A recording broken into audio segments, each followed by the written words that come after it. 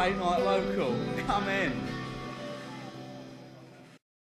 Hello, everybody. We are here with the wonderful Ocean Floors today, and it's been a busy 2 years for you guys. So take it away. What's the recent release and how's it been? Tell us everything. Cool. I feel like Hamish is probably the best one to lead the turn on this one. What do you reckon? Well, we released Hologram, our latest single, Friday, which is the 3rd of September.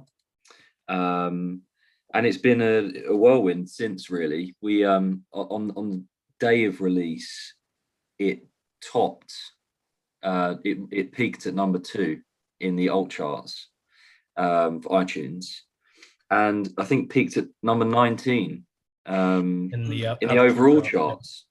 I don't think we really expected it to chart at all, let alone get that high. I mean, I'm happy. I'm proud of us because we're going toe to toe with some big muscle, some big major labels and international artists. Just below us, in the 3rd position in the alt charts, was Glass Animals. And we love Glass Animals. We love that band. They are. Callum and I saw them live. Where did we see them, Callum? Latitude, I think, wasn't it? That's it, yeah. That's when they were amazing. I hadn't really heard of them before, to be honest, but I fell in love with them after that. And so it's just been so surreal, for a very brief moment, sitting above bands like that. And so we're so grateful for everyone that kind of supported us and downloaded it. We've dropped down now, but don't bring it down. Dude, we have drastically dropped down. We have seriously fell down. Made a diss track to capitalise on it. Yeah, that would be a good idea. But yeah, I mean, it's what is it? It's the day after, on Saturday, the day after release. We got a play on BBC Introducing, and then today we got track of the day from This Feeling, and that brings us up to date. So it's going well so far. Congratulations. Yeah, and I tell you what, Introducing, so many of the bands we've had on have said it's been such a great opportunity. So how did that all happen? Was that just you contacting them, or was that just them actually scouting you? Yeah, I feel like it's been like a relationship that sort of just blossomed and grown over the years, pretty much. So Jake Peach, who's the sort of BBC Introducing Essex in residency, is a DJ, has been sort of hyping us for quite a while now. He's been a fan of Deep Sea Dreaming and Spirit Level, Touching Down, and Hannah's Ray Gun, all of sort of previous releases. So it's just sort of built over time, really. More than just something that's just sort of happened for this release, which is good. I feel like he's a bit of a champion, someone who's got our back, to be honest, which is nice. I think it started with us making contact, a few years ago when we realized that was a good way to go. But since then, it's kind of become a bit less formal. Most bands who apply for BBC Intro, they know the process. You submit it, you get an email saying they're listening to it, you get an email saying they're going to play it. But with us, although we still do that each time, we've got a little bit more of a personal relationship now with Jake, as Callum was saying, and he's kindly put us forward for a headline show, BBC Introducing in Essex. They're touring in January, so we're headlining a theatre in Harlow for the BBC Introducing. So yeah, it's definitely any band should be going down that route and trying to build a relationship, because the guys at BBC Intro, there are a lot of like great people there, not just Essex but all around. How did it start? Sorry, I was just going to add to what Alex was saying. Another reason why it's good to get in with your local introducing hub is, they can knock it up. If they like you, they can knock it up to Radio 1. And so that's really like, if you get in with them and they're liking your material, it's a good track to like, a big national radio station. Everyone wants to get on Radio 1. And so do we. We got BBC Radio 6 with our release before last. And, I guess people probably just talk, if they're all in the same building, whether that's virtual or in reality. So I guess it all helps. It's just trying to get in with the BBC family. Absolutely. I mean, especially with the last year, I'd say forming connections and making a community are so important. And actually, we were saying beforehand, you know, all the music videos, everything you were describing it like a network. And how important is that? I mean, we were watching the videos for Hologram and Hannah's Ray Gun, and I love the animated video as well, by the way. That was very unique. But how did that all come about? And is that like a very formal thing, or is it just, you know, you've got those people to rely on? Well, yeah, I think like from me, like quite simply, these videos wouldn't exist if it wasn't for, you know, for the network that we've you know luckily built over the last sort of releases and videos that we've done. So Hamish's girlfriend Isabella and her friend Ellie are sort of up and coming directors, and they've brought with them, you know, a whole bunch of contacts, you know, people that have worked on The Crown for set design. Our director of photography, Max, worked on the Liam Gallagher Once video of Eric Cantona. That's quite a funny story in itself, which we've all heard, them drinking red wine from 10 in the morning all day long. But yeah, they've done a really, really great job in just sort of rounding up the troops. And I mean, I speak on behalf of all of us, but I couldn't believe it when I walked on set and I saw that there was over 20 people, someone for sound, someone for makeup, or 2 people for makeup in some cases, which Alex loves. And yeah, I can't even describe it. It's amazing for, you know, for a DIY sort of independent band like us to see all this coming together. It's bloody brilliant. Yeah, we don't take it for granted though. I mean, like, yeah, we don't, and that's why there are times where like the Hologram, you know, what Callum just described, those big sets, like we had that for Deep Sea Dreaming, we had that for Spirit Level, and Touching Down, but then with Hannah's Ray Gun, obviously we did the animated thing. With Hologram, it was a smaller crew. So yeah, we never take for granted that we're always going to be able to rely on everyone. But Ellie and Isabella are just amazing. They're just 2 of the most creative, almost borderline unhinged at times in the best way when it comes to creativity, so that they can make something work, whether they've got 20 people at their disposal or 2. And then, you know, we'll always, if we have to look for other things depending on timings and whatnot, like the animated video, we'll do that as well. But it's not something we take for granted by any means. Fantastic. I mean, you guys, one thing I noticed as well is you always make sure to credit people in your descriptions, which something that people shouldn't have to be told, but the amount of time to check people out and you're just like, who made this, who did the directing, who did the producing, and you guys just put it there. So props to you for that. Well, yeah, as an artist, you often, whatever the form is, you often do free work, right, to get exposure.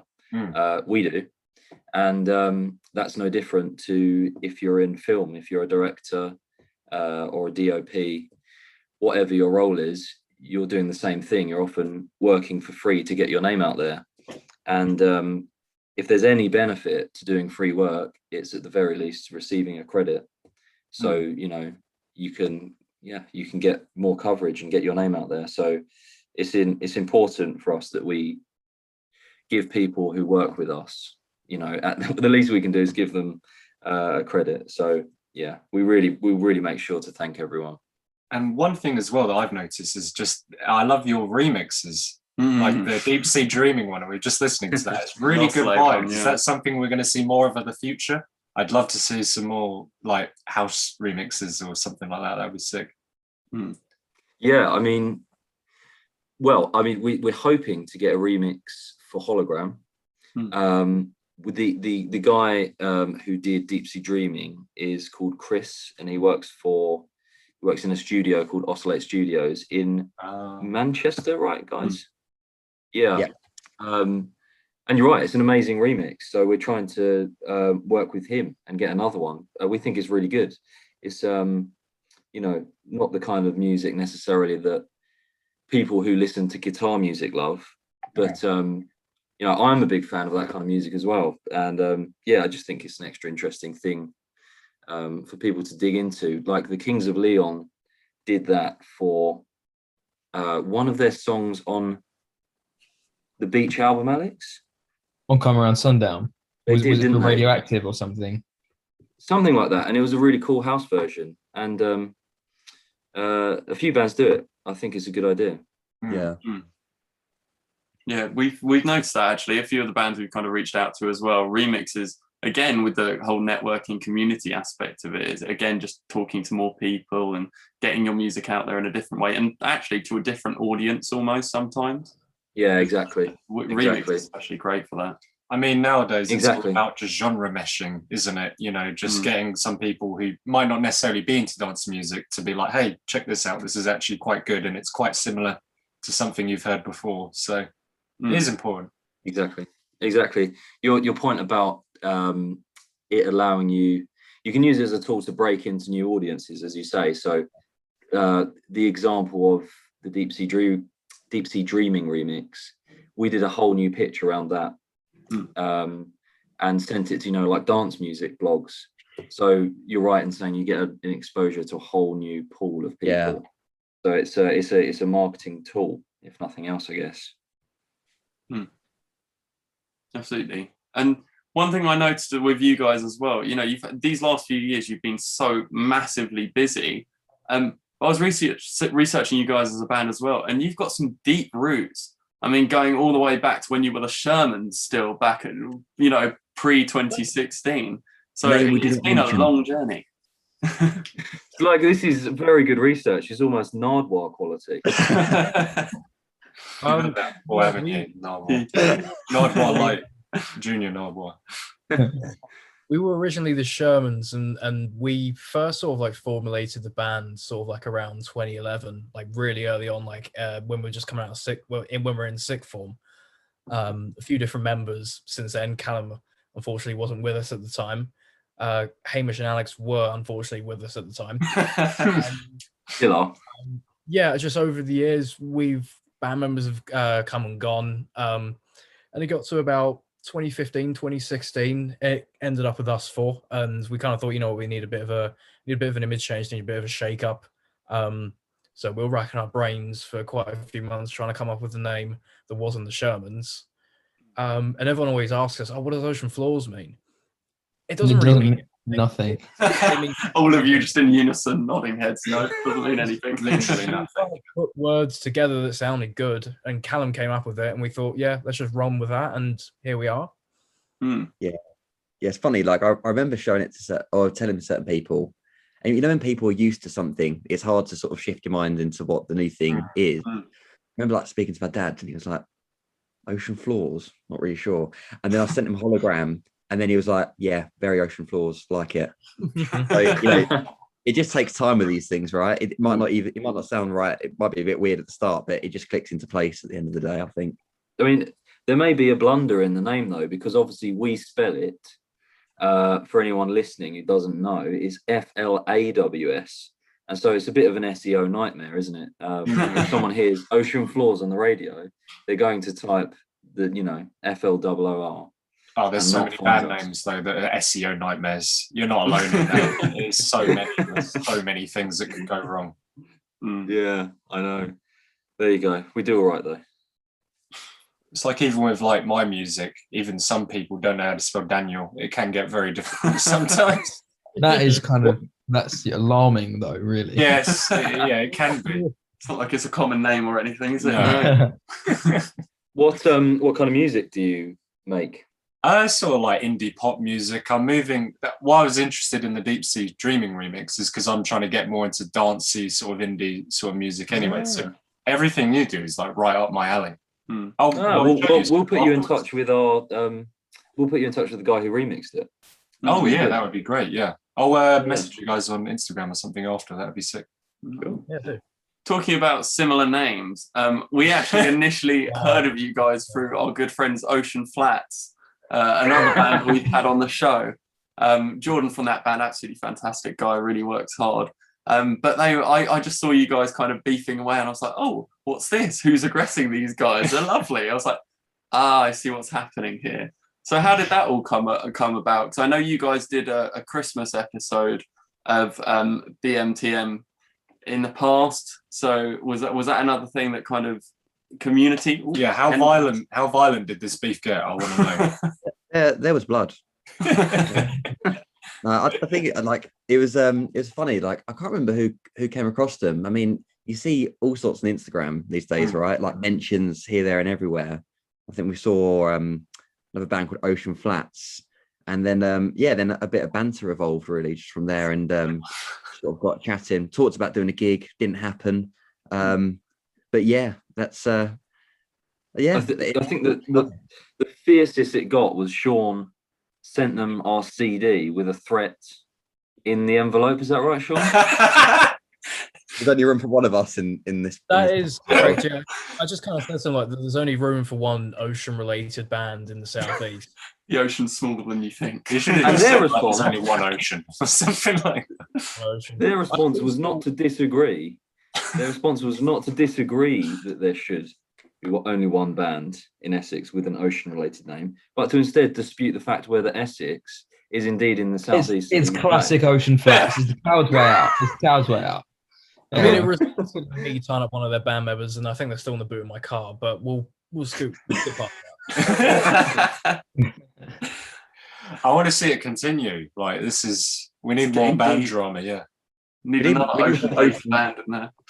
Yeah, we need more ocean-related bands to take the mick out of. Just do like an ocean fest where you all just It will- beat shit out of each other. We're hoping to drag in Ocean Colour Scene, and Oh, get some yeah. PR off that. Ocean Mania. It's gonna be fantastic. Yeah, I well. can't wait. Get any ocean related movie as well. Just keep Yeah, going. ocean. Just anything with ocean. in it. Ocean's 11, exactly. Yeah. There's a lot Or of in Billy Ocean. Frank Ocean. Frank Ocean, yeah, on it. I'm Good sure. point. Good Yeah. one. Frank Ocean's a good shout. Get Frank in. You can see the cogs turning. But Yeah, Yeah. an idea that creates itself.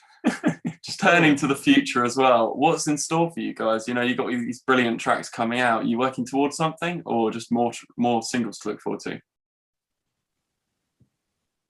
I think the funny thing with this is that you never really know what's going to happen, to be honest. You can plan so much, but then, it either sort of exceeds your expectations or doesn't in some instances. Like, you might think a certain song is going to do really well and it might not. You might think a certain song is going to, flop and it does well. So I don't really know, really. I mean, we've got this BBC Introducing headline thing that we're already really excited for in January. Before that, we've got a gig next week on the 10th of September with This Feeling, which we're really pumped for as well. So there's a few things going on, but as for 2022, it's going to be really trying to up, everything that we've done this year in terms of radio, in terms of streams, in terms of, getting in with the right people, I guess. So yeah, plenty more where that came from. Yeah, we've already got the next song is already recorded. In fact, it was recorded alongside Hannah's Ray Gun earlier this year. So the next song is sort of all ready to go. And then in November we'll be recording again one new song. So we've never really.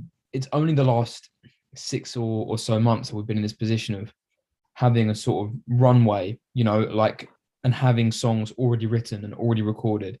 And so I think the thing people always ask us is whether or not we're building towards an album, and that's something we're sort of like not. I don't know. We're trying to construct something song by song at the moment. I don't think there's like necessarily an album in the near future, but at the same time, we're starting slowly to get to the point of almost having enough songs for one. So yeah, I think the next year or two might be telling in terms of whether certain songs are like re-released or re-recorded, but we're just focusing on writing the best song we can, one at a time, really. Or if we have a particularly sort of potent spell of creativity, then a couple. And also just, slowly sort of, I don't want to say developing the sound, because we worked a long time to get to the point of what Callum sort of said, of being like, we have people say, oh, that's very Ocean Floors. And we do take pride in that. And so you don't want to be changing the sound to the point of total reinvention. You kind of, we built this sonic identity, but it's within that realm. How far can you push it? I think Hannah's Ray Gun, for example, was sort of, that was pushing our current sound quite far out. And then, so we'll see how we can play around with it, if that makes sense.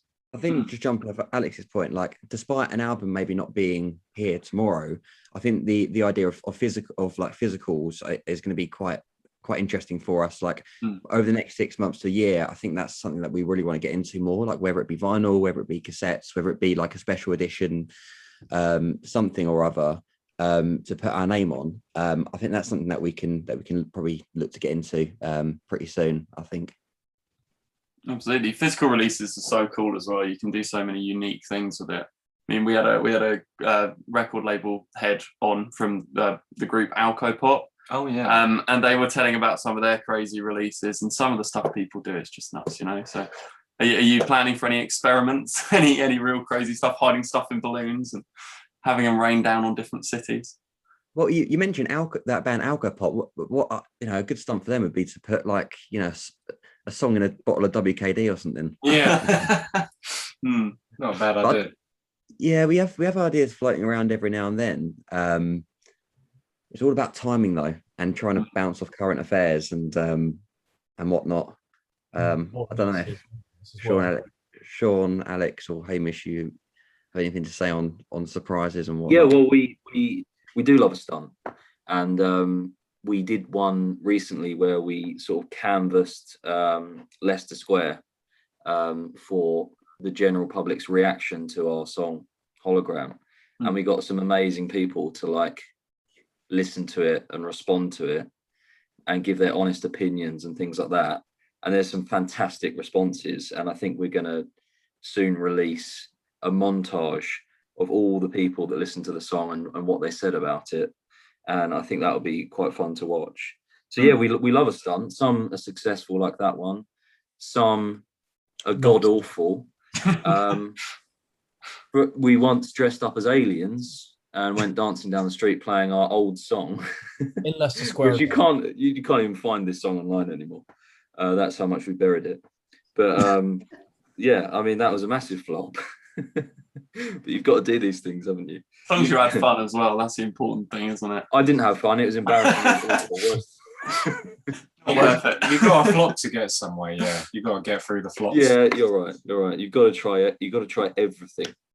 So there you go. Actually, on that note, as we come towards the end of the interview, it's been great talking to all of you, but a lot with something we usually ask people is just, advice they'd give to anyone, say, listening to the podcast that's thinking of getting into a similar genre to you. I mean, what would you recommend? I think we should do one quick one each. Yeah. Because I'm sure we've all got something different to say. Sean looks like he can go first.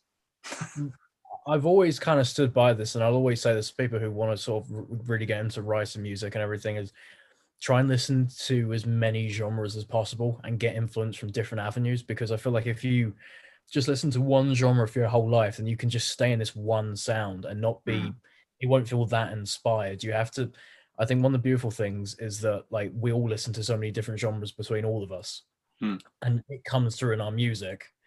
In whatever way it does. So yeah, I would 100% recommend listen to many different genres as possible. For me, I would just say just really push yourself to be like as confident as you can, because like from a frontman perspective, I remember joining the band and I remember Sean was like, "Oh, do you fancy trying to sing for the band I'm in?" I'm like, "Oh, I'm not too sure. I know I can sing, but I don't really know how I feel about that." And a couple of my mates, well, my friend Connor was like, just go and do it. And then, I think when you push yourself to do certain things, it's a bit nerve-wracking, might feel a bit out of your comfort zone, but it's turned out pretty good. So I think sometimes you've got, if you feel there's something in you that you need to do something, just do it and just don't worry about what anyone else thinks, and just grab the ball by the horns and just do it. I'm going to cheat and do two really quick ones. I can't make it one, I'm afraid. One, write as many songs as you can. It doesn't matter how bad it is. If you started it, finish it before you move on, and then move on and write another one. When the tap is running clear, keep going. And it's better to pick from a large volume of songs than just you've written two. Just write as many as you can every week. The second bit of advice would be to treat, this is a much more boring one and much more sensible, treat the band like a business, I'm afraid to say. It sounds really boring, but unless you get your finances straight and you commit to investing in it like an actual startup business and have a clear idea with all the members where the money should go and how it should be spent and how it will achieve your goal, think of it really strategically. This is separate to the music. That's really important. I think a lot started changing for us when we took it seriously and we kind of split off into departments and treated it as if it was a company. So Sean's our head of tech, by the way. You say it's boring, but you're not the first person to say that on this podcast. No. I think it's definitely, definitely some truth to that. Yeah. I think as I say, things changed for us when we started looking at it in that way. It was the songs were there, but what really started making the ball rolling was taking it more seriously and investing financially. So being an entrepreneur about it a little bit. Exactly. Yeah, to add one more, I would say, and again, maybe I don't want this to like be sort of like, we obviously do this because we really love writing music, and like there's nothing better in the world than being on stage with my best mates playing live music. And you should never lose sight of that. But when it comes to like goals and aspirations, I think you need to, like, the landscape just changes so much, like there are things. I grew up dreaming of getting played by Radio X, and it's happened for us a few times now. But nowadays that doesn't mean you're going to go on and play Glastonbury. It doesn't mean you're going to get regular radio play or get signed. You have to sort of recognize the landscape and almost have an accurate perspective of what these things are. Like for us, getting on Radio X, I can tell my grandkids about that. That will never leave me or any of us for the rest of our lives. And it's like a bucket list thing. If we were to play Glastonbury, a small tent next year, that might be like, that is a thing in isolation. Again, bucket list thing. No one can take that away from you. Those things are things to strive for, but you also need to look at some of the other things. Like Hamish said, some things that are a bit more boring or require more work at the time, but they might be things that give you a better, more solid platform to grow and to achieve longer term success. We know artists who are just not the sort of style or whatever to play. Well, anyone can play Glastonbury in terms of genre. That's great. But we know people who will never be in the charts because of the style of music they play for the next 50 years, probably, unless things radically change. But they're self-sustaining, this is their job, this is their life. And that is, that's a very valid way of making a living from something you love as well. Absolutely. It's important to remember. Again, guys, thank you so much for kind of coming on the podcast and just having a word with us about everything. It's been amazing. And everyone out there, again, check out Hologram because it's amazing, and the music video is fantastic as well. So thank you so much. You guys. Congrats for the release. Can't wait to hear more. Thank you so much. Thank you so much. Cheers, guys. Have a good one, guys.